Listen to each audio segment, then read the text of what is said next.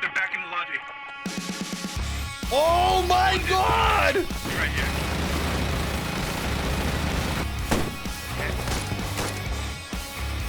Yeah, have destroyed.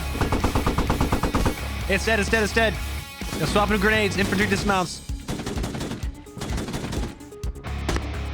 I haven't seen it yet.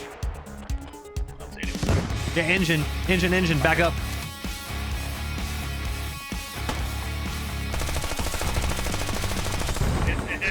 Oh my god. Dude, it's so close to the front line. Oh my god! Go! In! Go! Got it. Oh! Go! Just floor it backwards! Ah! God damn. This is the Western Private Military Contractors, the latest addition to Squad, and in the newest update, V8.1, we'll finally be able to fly the very first CAS helicopter, roll up to objectives with minigun SUVs, and even remote detonate C4 to set up ambushes. Without all the heavier armored vehicles we've seen in the normal conventional factions, these WPMCs are lightly armed, extremely mobile, and play a lot like Western insurgents, but have a lot cooler equipment. But the PMCs aren't the only thing being released and changed in Squad 8.1. Now, all of this early access stuff was released to partners last week, but I was unfortunately traveling to San Diego for TwitchCon, so I figured that instead of just regurgitating the patch notes that you've definitely already heard by now, it would be much better to not just show you guys what's in the new update and go over these patch notes, but also tell you how they're playing in real games of Squad. I've broken everything down for you guys, including even diving into the game files to answer some questions about weapon handling, as well as using my actual V8.1 game experience since I've been playing and spectating for the past few days, and I just want to help you guys understand how to play with these weapons, how to play with these vehicles, and how the actual meta has changed in the newest update. At the end of the day, there's really no point in offering your opinion on this patch and trying to tell people how to play it unless you've actually tried it, right? So in this video, we're going to be doing just that. I'm going to break down all these patch notes so you understand this new meta, and since I have played nearly every single kit and vehicle over the past few days, we're not just going to go over it, but I'm also going to offer you some tips and tricks. So first off, let's get into it and take a look at the newest faction, the Western PMCs. The Western PMCs, or WPMCs, are an irregular independent faction, meaning that they can fight against any other faction in game, and they can fight in any biome in game. That means you can play with them on Goose Bay, Sanshin, Talil, doesn't matter. And when you do load in to play with them, you'll see that they actually have a pretty mixed bag of infantry weapons, ranging from aftermarket M16s, modified AKs, and even SMGs. Their primary colors are black and red, as indicated by both their Red Eagle flag and all black vehicles, and you'll notice that their uniforms are just as random as their weapons. You have tactical pants, old retired camo, some black, some tan, some darker green, a lot of vests and helmets that just kind of look very generic that you would find at some military surplus store, some beanies, hats.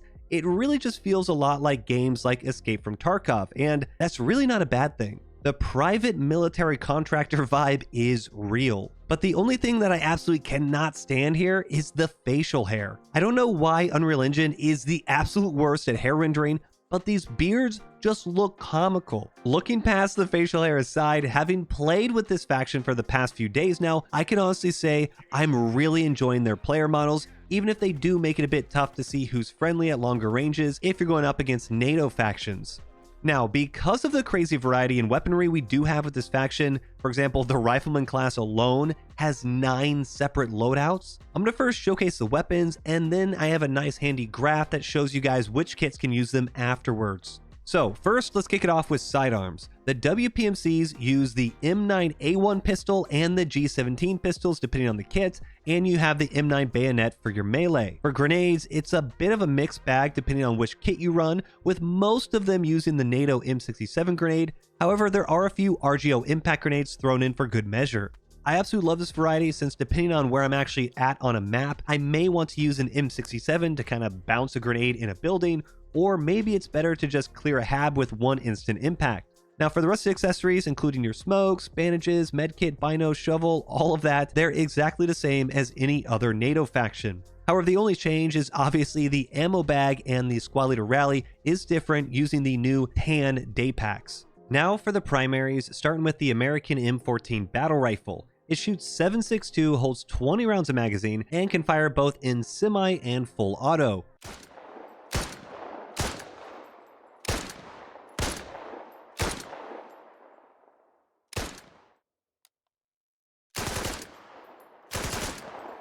Now, I'm a sucker for semi-auto weapons, and I absolutely love the look of the M14 in squad. The model looks great, it feels good when you shoot it, and like the other battle rifles in game, it does have that possibility of one-shot killing if you are up close and personal. Now, although the full auto is a bit comical, I do like how it gives you the possibility to take those longer range shots and then flip it to full auto in case you get pushed or you do need to clear a building. The M14 comes in iron sights, red dots, and a long range optic variant for the marksman class. And the rifle itself has a pretty decent handling and sway for what it is. I think it feels a lot more like a G3 instead of an SKS, and I really like even using this with the iron sight since it gives you a nice clean sight picture, and I don't feel like I have to use the red dot to hit something. If you do use the red dot, the optic sits high enough so that way you don't get that front sight in your picture, but the only downside is you are stuck at 100 meters. Ranging is restricted to either iron sights or this meal-poled optic with the 6 and 9 times zoom. One important note, however, is that this long-range marksman variant is the semi-auto M21 variant of the M14, so you will have to swap to your pistol if you get in a jam and get pushed. Now, the WPMCs also have a couple different modern American rifles as well, the M4 and M16 Wormpools, and the M4 Simon Offense. The M4 Wormpool is a custom-built M4 that fires your standard 5.56, but has aftermarket handguards and grips. You can use it with its iron sights, hollow sight, a T800 red dot, and an ACOG scope variant, and unsurprisingly, this feels just like the M4 that's already in the game. If you like the US Army carbine gameplay, which gives you a good middle ground between long range and close quarters capabilities, then you'll like this since it's almost unrecognizable from playing as the US Army. If you want something a little different, the M4 Simon Offense looks to be the personal defense weapon variant of the real-world stubby M4 by Daniel Defense. Now, theoretically, this should be a bit better for ADS speed and close quarters combat in lieu of having a bit higher recoil, but just from the eye test alone, I didn't see much of a difference using the short barrel or the full length one. Now, this really should play a bit more like an SMG, and it should have slightly different characteristics than the actual military grade M4s, but I just couldn't see anything, so I dove into the squad SDK and started rummaging through the files, and I found that it's the same. The ADS speed is the same, the recoil, depth of field, everything is the same as a regular M4 from the US Army. Now, I'm not super surprised that the regular carbine length barrel would be exactly the same like the military M4 that we already have in game, but it is disappointing to see that this stubby barrel with the foregrip has absolutely zero differentiation from something with a longer full length barrel. I really think this was a misstep, and I would encourage the devs to look at this in the future because giving a little bit of variety, maybe that quicker ADS speed so you can really try to clear buildings with the stubby variant, I think would be very nice and really play into the variety and encouraging the different playstyles that the WPMCs obviously do. However, as of now, they are just reskins. Now, the M16 Wormpool also is 5.56 but has that full-length M16 barrel, so it is a reskin of the M16 we already have in game, but also has custom handguards and grips, so it looks different. Now, also unlike the Marine M16, it fires semi and full auto, and there's no burst fire options with the WPMCs. You have iron sights, hollow sights, the T800 red dot, ACOG, and even a marksman variant with a Leopold scope and bipod. You can actually still use this marksman M16 Wormpool full auto, which does give you a lot of flexibility if you do run into enemies that are bunched up. Now, speaking of auto rifle kits, there is one true auto rifle variant of the M16 Wormpool, and that equips you with the 100 round CMAG. The irons bounce around like crazy, and even if you do burst fire, it's just very difficult to use. I don't really enjoy it, and after playing around with it a bit, I really prefer just using this more like the MEA's G3 auto rifle kit, where you just bipod up and use it for a quick and accurate semi-auto rifle. Using it this way, you have accurate fire, you don't really have to worry about reload, and you don't really have to lay on the trigger unless you really need to suppress something. If you do have to go full auto, just assume you're going to miss and be happy if you hit something. Now, on the other side of the spectrum is the MP5 Submachine Gun. This thing is the MP5 that you've thought and played with in all the games in the past, and it handles just like you would imagine. I was actually checking this all out on stream the other day, and in order to prove just how little recoil this has, and by little, I mean literally zero, I held my mouse up on camera to fire off an entire magazine. There is no recoil. All 30 rounds hit in basically the same spot. So for those who have complained in the past about unrealistic weapon handling and soldiers with noodle arms, well, the MP5 is a huge breath of fresh air. Now, I did notice that visually when you do fire this, it looks like the weapon kicks off high and right, but after a bunch of testing, it just shoots straight but looks weird. I don't know, I can't explain it. Don't let the visuals trick you. Just point, click, and GG. Now, the hipfire is still obviously worse, but it is surprisingly accurate. But still, I would, when possible, ADS, and you'll just stay on target if you hold down the trigger. Now, if for whatever reason you do want to use this in semi-auto, do remember that it fires 9x19mm, and actually in the game files, it is clocked as subsonic, so it's gonna drop. The velocity is low, and you're essentially just shooting a pea shooter that doesn't go very far. It's not worth it. Hold your fire at longer ranges, swap to full auto, close the gap, and let her rip. But we don't only have to play with NATO weapons as the Western PMCs. You can also equip the AK-101 PushCo assault rifle, which is a custom 5.56 AK with a fully modded upper and lower receiver, handguards, and grips. It has the iron sights, hollows, the T800 red dot, and an ACOG variant, and I really think this is the best of both worlds. The PMCs also have a bolt-action sniper, the TW338 SWS. This is essentially just a civilian variant of the Canadian C14 Timberwolf without a front rail. It shoots and handles and acts just like a Timberwolf and gives you a nice 25x zoom optic for hitting targets at range. Lastly, we also have the new M320 grenade launcher, which is a standalone handheld 40mm grenade launcher which fires high explosive dual purpose rounds and smoke up to 350 meters. I love this thing. It brings me back to my Battlefield days. It looks like how you expected, it shoots how you expect, and I'm just really happy to see it included instead of just an underbarrel attachment. So with that, those are all the new weapons introduced to the Western PMCs, and in order to help you guys visualize exactly what weapon goes to what kit, I've ended up just making the following chart. Feel free to screenshot this or pause the video. It's going to go through all the classes, so don't worry, but there's really no other easy way to show just how much variety the WPMCs have. Now, the Western PMCs have two sets of transports and Logi trucks, the American M939s and the smaller Techies. As you can see, these M939s are painted black, while the Techies actually come in a few different colors, black, tan, or gray. These Techies have a couple different weapon platforms, including the 50 cal heavy machine gun, the mortar, and the minigun. Now hold on, we'll talk about the minigun in just a second, but these Techies are quick, they're mobile, and allows you to have that type of gameplay that you usually just have for militia or insurgents. PMCs also have the Convoy Protection Vehicle or CPV armored car. These come in three beautiful colors, the black, the Merlot, and the midnight blue. And yes, I didn't make that up, those are the real colors. Now, unlike the Techies, although it does look to be a normal civilian vehicle, these ones are actually armored, so it protects passengers from small arms, and it comes in two variants, the unarmed transport variant and one armed with the open-top M134 Minigun.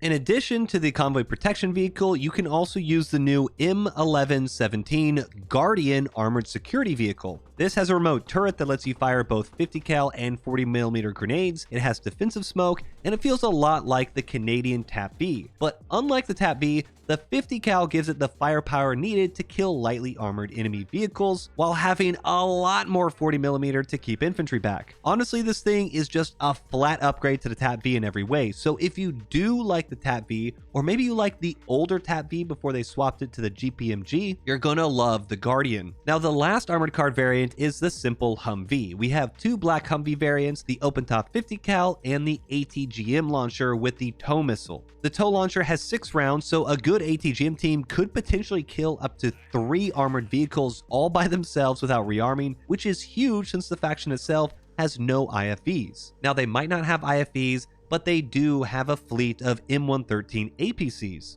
There's an open-top 50 cal variant, but also a brand new type of vehicle, the M113A3 Tracked Mobile Spawn Vehicle. This is essentially a mobile hab, and if the engine is off, it will unlock a team-wide spawn point for friendlies to deploy off of. This vehicle is a huge force multiplier and allows your team to set up sneaky flanks on forward objectives. You can redeploy to a defensive point that's being overrun, or simply support a FOB from a different angle. If you've ever played Squad 44 and used their mobile spawn points or MSPs, this new MSV is exactly the same thing. Honestly, after playing strictly Western PMCs for the past few days, it's really hard going back to a faction that doesn't have this vehicle. It's just so useful, it's quick, it's sneaky, you can park it around in different places where you'd never think a hab would be, and I just love using it. But it is 20 tickets though, and it has a 15-minute spawn timer if it does get destroyed, so do be careful. It may take the player base a few weeks to really figure out just how powerful this thing is, but once they do, expect this vehicle to be a primary target to destroy. Now, although the faction is incredibly light and mobile, they do get one main battle tank, the M60T. This is just a black reskin of the Turkish M60T we already have in game, but I'm really not mad about it. It seems reasonable for the faction to have this instead of something like a T62 or even an M1A1 Abrams. But the M60Ts will need proper support from infantry or maybe that ATGM techie if it does really want to go up against better tanks like the M1A2 Abrams and the T72. Now for helicopters, the WPMCs have two different ones, the Raven CH-146 utility helicopter and the Loach. The Raven is essentially a black CH-146, which we've had for the Canadians for quite some time now, but the Loach is brand new. Yes, this is the little bird that we've all been waiting for, and we can either fly the unarmed scout variant, which has room for 1 pilot and 3 passengers, or the pilot co-pilot close air support variant with miniguns, 6 dumbfire hydro rockets, and 6 smoke. Let's be real, the little bird is something we've all wanted, and it really lives up to the hype. It's extremely quick and maneuverable, and so much so that even experienced pilots are going to have to get used to the way this thing flies. I found myself drifting a lot easier when trying to land, almost like I'm landing on air that is icy. I slide around, I can't really explain it, but I've even seen experienced pilots that I usually trust flying have a few run-ins with buildings or trees. It's just different. You'll feel it whenever you start flying it, but after a couple rounds or two, you get the hang of it and you really feel like you can just zip around the battlefield. You aim the weapons using this little X on the windshield, which looks to have been written with a Sharpie marker, and it just feels good to get these rockets, to fire off the minigun, and to fly in for some quick close air support. But I do have to pause the hype train here for a second, and I've got to say, real talk here, I do think it's completely irresponsible from the developers to have made a quick-moving CAS helicopter without including any form of surface-to-air missiles for the factions. Squad already has a helicopter problem, with most of these factions not having access to anti-air weapons, and the ones that do have just these super old Cold War AA guns. Most of the time, good helicopter pilots can dodge this, they can dodge RPGs, they don't have to worry about getting hit by tanks or IFVs if they're paying attention, and with the ATGM nerf, you can't even really shoot down a helicopter with a TOW or Cornet missile anymore. Now, the little bird can have its engine disabled with just a few small shots into its engine, and pilots are vulnerable themselves through the front cockpit and since they don't have any doors. But still, it's already extremely hard to kill unarmed helicopters like the Chinese Z8, and that's a flying bus, but now we have to deal with a fast-moving rocket pod that can kill most unarmed or lightly armored vehicles in one single pass. I personally watched a little bird figure out where the grad was firing by following the rockets back, and then just harass the driver, killed the gunner, disabled the vehicle, and, well, no more grad. The little bird's fun, but it's incredibly unbalanced right now, and OWI really needs to prioritize flares and man pads in a future update like Iglas or Stingers if they want this to feel like a really fun vehicle to play after the initial release wears off. Finally, moving on to the commanders out there, you will be able to use a handheld drone like the insurgents and the militia. You can also call in the heavy mortar barrage, and you can call in an F-16 rocket strike. Yeah, I don't really know how PMC's got access to F-16s, but I'll take it. And lastly, the FOB deployables are just kind of like the US Army. It has their own unique camo on it, but it just kind of looks like a standard NATO faction FOB. Now, the WPMC comes in 3 different units, the Merkwater Air Wing, which is their air assault, and if you do want to use the little bird, this is where you'll find it. the Manticore Security Task Force, which is the combined arms unit, and it has a good mix of infantry and armored vehicles. You get the M60 tank, you get the ATGM Humvees, and you have 3 helicopters. But once again, no CAS helicopter, just the Raven and the Loach Scouts. Lastly, you also have the Light Infantry unit, which is the Overwatch 6 patrol group, which has a lot of very small and mobile vehicles. You got quad bikes, you get the armored SUVs with the miniguns, and you also have a bunch of Humvees. Overall, I'm really enjoying the Western PMCs. The faction feels a lot like a harder hitting insurgent, since the infantry is able to be just as effective as a conventional faction due to all the good optics, but they also are crazy mobile and crazy fast. I've seen AT teams jump into scout helicopters at the start of the round and then push right to the middle or even just a little further than the middle, so that way they can deploy proper ambushes and just delete vehicles right out the gate. The sneaky M113s allow you to have some crazy flanks, and it's all just really fun. It's dynamic, and honestly, when I play squad, I usually have just stuck to one kit for the entire round, but I found myself kind of bouncing around the variety that the PMCs give you. Maybe I want an M14 on this objective, but swap to an MP5 on this one. It's just really fun. I like it, and it's very refreshing when I've played squad for now, 4, 5, 6,000 hours? Now, I do want to share a few tips and tricks and lessons learned, however, and first off, it's going to be with the MP5. Now, obviously, it's a point-and-click adventure game. Left click, you're going to hit your target, but as I mentioned earlier, it is firing subsonic rounds. Really don't shoot at anything over 25 meters, and I found the best kit to use the MP5 was actually the Grenadier kit. It has a good balance between the CQB with the MP5, and then anything that was mid or longer range, I actually just swapped to the MKE MGL grenade launcher. Use smoke, conceal yourself, try to reposition, get out of a jam, but really, if you try to use this in semi-auto, you're just going to kind of pepper people, you're going to bug them, they're going to turn around and kill you instantly.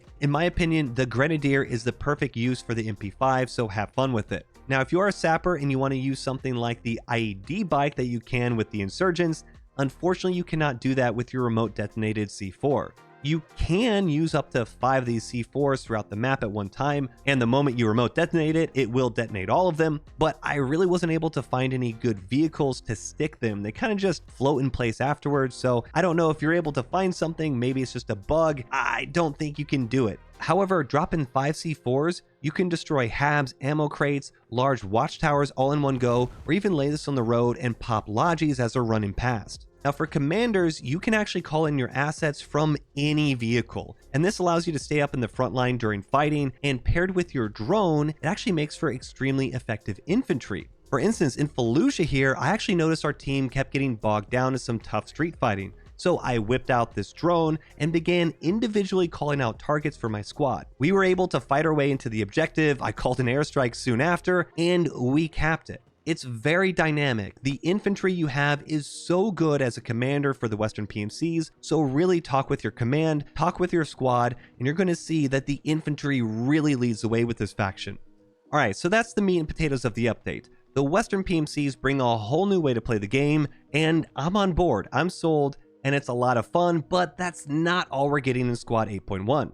When you play now, you might actually notice that we have a completely overhauled end screen. This redesign not only highlights the MVPs of the round, but it also breaks down how your team affected the battle through a new scoreboard that sorts squads from highest team score to lowest, and even shows how many vehicles were killed. Additionally, we have a brand new timeline, which lays out the round chronologically and lets you see what the main turning points of the game were. Now, I absolutely love this, and I think it has really helped players understand why they may or may not have won the game, and some of the games that I thought were stomps were actually relatively balanced up until one decisive moment. Seriously, spend some time at the end of every round looking over the screen and chatting with your team, and you'll be surprised at what you can learn. You can also go into the details option here, and you can see how many of each specific ticket type you lost. Were you losing a lot of radios? Was infantry just giving up? Were your vehicles just exploding all the time? This is a really good way to break down and analyze how your team lost or how the other team lost, and will help you in the future. Now, another huge change to the game is the new Backcap mechanics. This is arguably the most important meta change in years, so please pay attention to this because it will cause you to lose games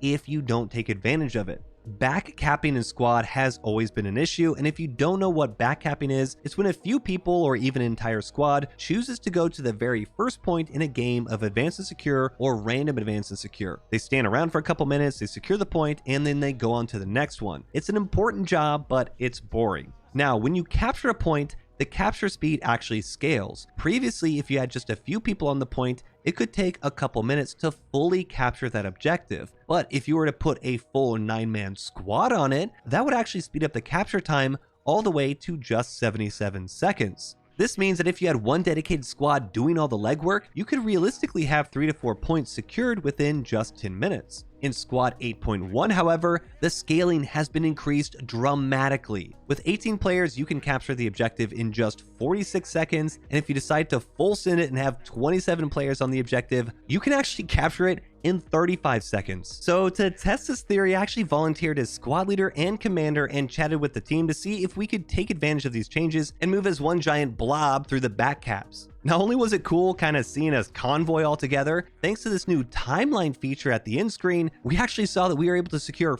4 objectives before the enemy team had even gotten to their 3rd. This means that they still had no idea where the middle point was while we were already actively attacking the one they were capping. Now, additionally, because of the team blobbing together, you'll notice that we also didn't even lose a single vehicle until after the 20-minute mark. There were no solo squads wandering around getting ambushed, no vehicles were trying to play solo heroes, just the entire team sticking together and playing the objective. This is a huge change to the game and is incredibly good for team cohesion. I think it will take a bit for the players to agree to do this backcap together, but it made for a much better overall game, and when we did get into contact, the entire team was there and a front line developed immediately. I was pleasantly surprised to see this included in the patch, so huge props to the devs for this one, and I think it's going to make your random advanced and secure games far more enjoyable. Now, the devs also made some slight adjustments to invasion games, increasing the attacker's starting tickets to 250 instead of 200, and increasing the captured ticket gain from 100 to 130. After playing and casting so many of these invasions, I can honestly say that defenders win the vast majority of the time, but a simple change of just 30 tickets might actually be the magic number to keep the round going. Now, the last big change to the game is the inclusion of bots. So these bots aren't going to be in your normal games of squad, but the server owners now have the ability to turn these bots on for seeding layers. I believe my servers, the Potato Fields, have this setting to currently have 40 bots, meaning that you'll have a max of 40 bots in your seeding layer, but as players join the game, the bots will slowly, gradually stop spawning in until you're fully seeded. The bots themselves are... well, what do you want me to say? They're bots, right? They work-ish, they shoot-ish, they move, they get stuck. It's not that bad of an experience, as silly as this looks, in seeding, since it's usually a pretty boring thing to do anyways. And most of the time they shoot at each other, you kill them, and it's fine, and it definitely makes for an overall better time to seed. Now, more importantly, what I like is that these bots are included in the Squad SDK, so now modders can use them in custom games, so hopefully we'll get some cool stuff in the future. Now, the devs also included a few other gameplay changes, like nerfing the Mark 19 grenade launcher ammo from 40 rounds to 32, reducing the BMP2M's grenade ammo count from 300 to 120, and also increasing the effectiveness of IR smoke against ATGMs. Now, for the longest time, I've been saying that even the wire-guided ATGMs like TOWs are affected by this IR smoke, and many of y'all have said, no Moi, it's just the beam. Well, I can't go back in time to verify this, but I can at least confirm now that IR smoke does affect TOW missiles. On Mutaz, you can see here, I had a perfect shot on Turkish ACV in the smoke, but as it gets closer, the missile just randomly shot off the screen and the wire snapped. So be aware, at least right now, IR smoke is a good defense to all types of ATGMs, beam riding, and wire guided. Now, to wrap up the patch, the devs have also included new DLC for you to enjoy. The Contractor's Weapon Skin Pack for $7.99, which gives you a Desert and Woodland skin for the AK-101, M4 Simon Offense, and M4 and M16 Wormpool rifles, as well as the G17 pistol. You can also purchase the Barracks Emote Pack for $5.99 and receive the Deadlift, Flag, and Sweeping emotes. Additionally, all players will receive the smoking emote for free, so who needs Zins when you can simply take a drag of your cigarette through your eyeballs?